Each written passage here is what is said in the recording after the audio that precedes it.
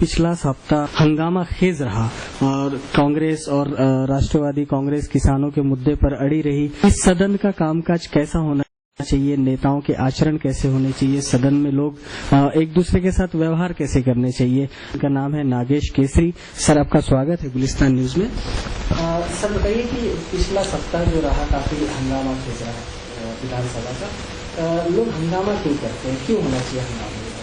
क्या होता है, लोगों की भावना होती है, आम पब्लिक की भावना विपक्ष सबके सामने लाता है। विपक्ष का काम ही है, उसका दायित्व है वो लोगों की भावना सभागृह के सामने रखे, लेकिन ऐसा हंगामा करते वक्त थोड़ा आचरण शुद्ध रखे, यानी कि वहाँ वेल में न जाए, कागज न फाड़े, घोषणाबाजी न करे।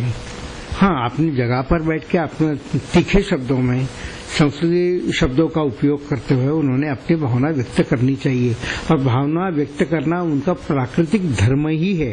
विपक्ष का माने ही ऐसा है कि वो अपनी भावना लोगों के सामने रखे। पिछले हफ्ते में जिस तरह का हंगामा हुआ उसके पीछे बहुत सारे कारण हैं, जैसे कि राज्य में सूखा पड़ा है, मराठवाड़ा में सूखा है, विदर्भ में सूखा है, और सूखे के वक्त सरकार की जवाबदारी होती ज्यादा तौर से नागरिकों को, किसानों को राहत दे, और राहत देने में दिक्कत हो रही है तो हंगामा होने ही वाला है। हंगामा होना एक प्राकृतिक धर्म के साथ भी कोई उसके पीछे कारण है। जैसे सरकार ने देर से मदद दी, सरकार अच्छी तरह से मदद देने में नाकामयाब हुई, प्रशासन के लोग वहां गांव पर नहीं गए, उन्होंने पंचनामे नहीं किए, केंद्र की कमेटी आई नहीं, तो ये ऐसी चीजों के ऊपर लोगों में गुस्सा होता है। ये लोग पब्लिक जो होती है जाके विपक्ष के पास जाती है। विपक्ष के पास जाने के लिए क्या है, उनके पास न कोई उसको रोकता है, न पुलिस होती है, वो सीधा जाके विपक्ष के नेताओं को मिलता है। लेकिन सत्ताधारी पक्ष के पास यानी कि मंत्रियों के पास जाना है तो उनको रोका जाता है। रोक जाने पर लोगों की भावना रुक जाती है, इसलिए विपक्ष के पास जल्दी से जल्दी जानकारी पहुंचती है, उस जानकारी का अच्छी तरह से इस्तेमाल करके सभागृह में बात करते हैं, और भावना यही होती है कि हम जनता के प्रति हमारी प्राथमिकता है, वो प्राथमिकता के ऊपर ही उनका काम होना चाहिए। सर, जैसे कल जितेंद्र अहवाड़ को विधानसभा सदन से निलंबित कर दी गई, जब तक के नागपुर में अधिवेशन चलता है तब तक के लिए, ऐसा होना क्या वाकई उचित है, या उनका जो आचरण था वहां पर दूसरे नेताओं के प्रति वो गलत था, या कैसे सुधारा जा सकता था इन सब चीजों को? देखिए, नागपुर हो या मुंबई हो, कहाँ पर भी हो तो विधायकों का आचरण शुद्ध और अच्छा होना चाहिए। संविधान नीचे बैठ के बात करो या खड़े रह के बात करो, बात करना, कमेंट करना ये अच्छा नहीं है।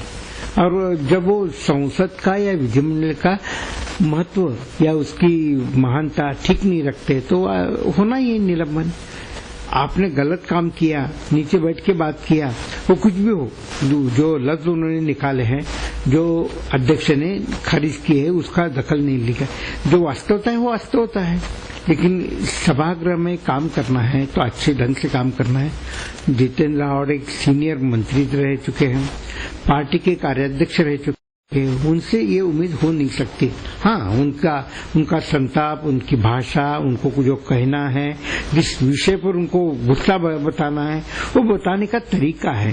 वो तरीका छोड़ के अब जब बात करोगे तो किसी को कोई बुरे नीचे देखने वाले शब्दों का इस्तेमाल करोगे, अनपार्लियामेंट्री शब्द इस्तेमाल करोगे, और दूसरे ने किया इसलिए मैं किया, ऐसा कहना गलत है, गलत होगा। सर, सरकार ने सिंचाई घोटाले को लेकर जांच के आदेश दे दी है, तो कहा यह भी जा रहा था कि जो कांग्रेस है, ये जो एनसीपी है, ये उस कार्रवाई को सरकार ना करे, इस पर दबाव बनाने के लिए किसानों को आड़ लेकर के, किसानों के मुद्दे को आड़ लेकर के दबाव बनाने की कोशिश कर रही थी। क्या ये ऐसा कहा जा सकता है, उचित होगा? हम किसी को भी संबंध लगा सकते हैं। पिछले साल यही शीतकालीन सत्र में ये सब्जेक्ट निकला था, उस वक्त एक हफ्ता ऐसा ही चल गया, 2 हफ्ते का अधिवेशन होगा, 1 हफ्ता चला गया।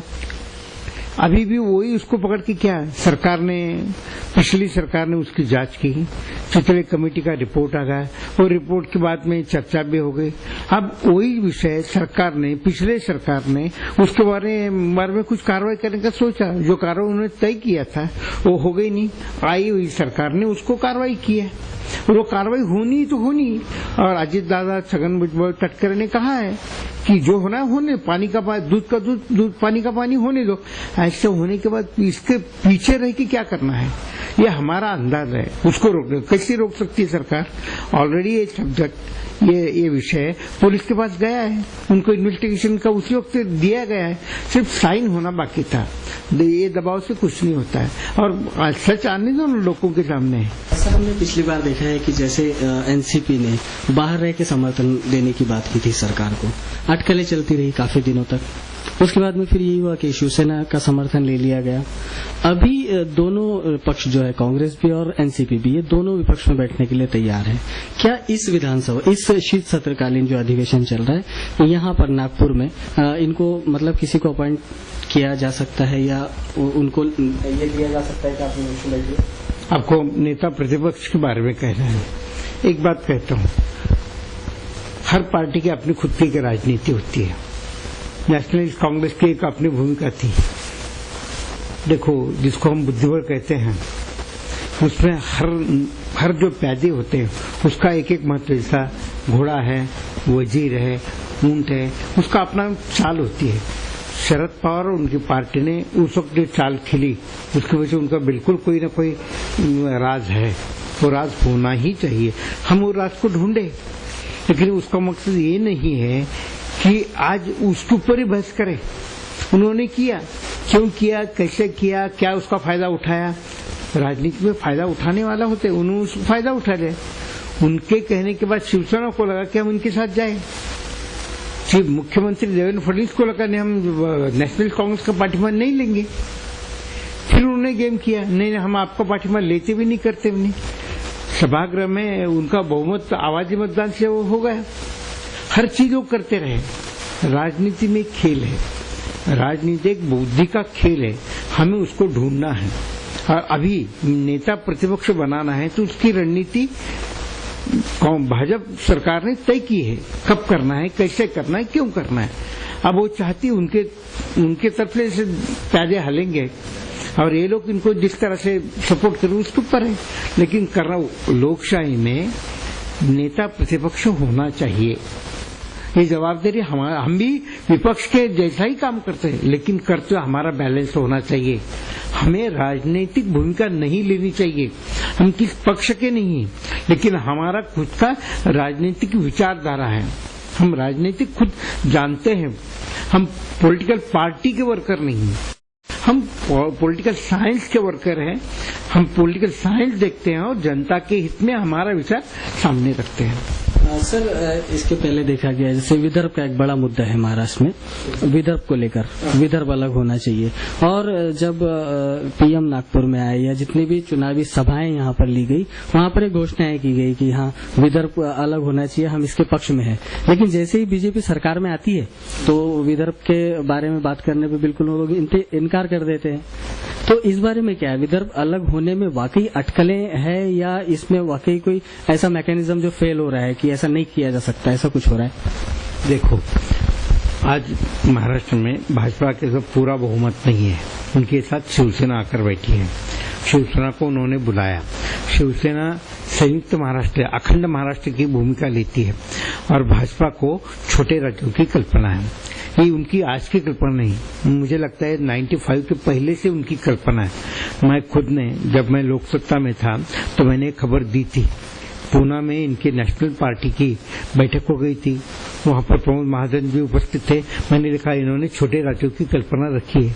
आप भी देवेंद्र फडणवीस कहते हैं कि हम छोटे राज्यों की मांग करते हैं, नितिन गडकरी भी कहते हैं, उनके पूरे वरिष्ठ नेता कहते हैं।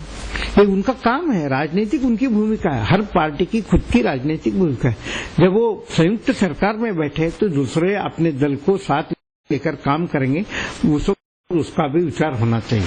आज भी उनको पूछा गया कि आप विदर्भ के बारे में, उन्होंने कहा मैं आप अखंड महाराष्ट्र का मुख्यमंत्री हूं। आज ही करना उनका नहीं, उनका टाइम टेबल जब है, जब करना है वो करेंगे। अब तो एक पार्टी की सरकार रही महाराष्ट्र में और केंद्र में, तो कभी तय कर सकते हैं। पिछले अनेक सालों से नागपुर में शीतकालीन अधिवेशन होता है, तो यहाँ पर अधिवेशन होने के कारण यहाँ की जनता को या यहाँ के किसानों को कुछ फायदा हो सकता है? क्योंकि होना ये चाहिए कि अगर विदर्भ में आके असेंबली चल रही है तो विदर्भ के मुद्दों पे बात हो, लेकिन अभी तक कुछ फायदा ऐसा विदर्भ के किसानों के लिए खास करके सामने नहीं आया। क्या कारण हो सकते हैं? दो बातें हैं। नागपुर करार हो गया। नागपुर करार के अंदर उस वक्त नागपुर में एक अधिवेशन होगा, दो मुंबई में होंगे, एक कैबिनेट औरंगाबाद में होगी, दूसरी कैबिनेट पूना में होगी। ये तय हो चुका था, अभी भी उसका पालन हो रहा है। औरंगाबाद और पूना में कैबिनेट आगे पीछे होती, एक जून में होनी चाहिए थी, जून जुलाई में, और दूसरा सितंबर में कैबिनेट होना चाहिए। अब बहुत साल हो गए उसको, 50 साल होते आ रहे, सब बदल गया। ऐसे बदले हुए माहौल में हर एक को थोड़ा थोड़ा फायदा होता है।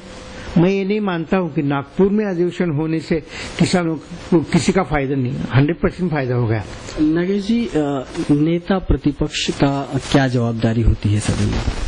मैंने कहा ना, जनता की भावना है। जनता के प्रति जो जो सब्जेक्ट होते हैं वो सभागृह में रखनी चाहिए। जिस दिन वो सभागृह में रखना बंद होता है, लोग कहेंगे ये सरकार से मिला जुला है। वो उसका काम ही है कि वो नेता प्रतिपक्ष हर चीज के ऊपर आक्रामक से, संवैधानिक तरीके से हर आयुधों का इस्तेमाल करते हुए सभागृह में बात करनी चाहिए। मैंने अभी भी कहा, 2 दिन बरसात हो गई, गारपीट हो गई, लोगों का किसानों का नुकसान हो गया।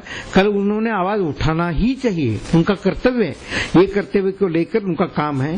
इस सत्र में अभी तक नेता प्रतिपक्ष बनाया नहीं गया है, विधानसभा में भी नहीं है, विधान परिषद में भी नहीं है। ये सरकार का दायित्व है। सरकार ने अपनी भूमिका निभानी चाहिए और सभापति और माननीय अध्यक्ष दोनों का काम है नेता प्रतिपक्ष जल्दी से जल्दी तय करना चाहिए। ये उनका ही दायित्व है। उनके हाथ में कानून के तहत जो विधानसभा विधान परिषद के नियम है उसके अंदर सोच के उनको करना चाहिए, उनका करना जरूरी है। नागेश जी, विधानसभा पागे प्रशिक्षण केंद्र की जो भूमिका होती है या यहाँ पे जो प्रशिक्षण दिया जाता है, इसकी कार्यप्रणाली क्या हो?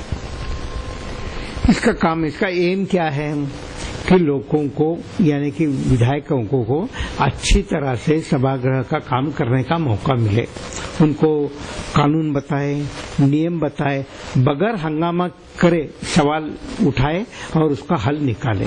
इसके लिए उनको पढ़ाया जाता है। पढ़ाया यानी उनको सिखाया जाता है। मराठी में इसको प्रबोधन कहते हैं। 20 से आगे ज्ञान प्रबोधन ही है। हम ऐसे वक्त मान्यवर को बुलाते हैं, जैसे कि कैग है। कैग के बारे में बहुत सारे लोगों को जानकारी नहीं है।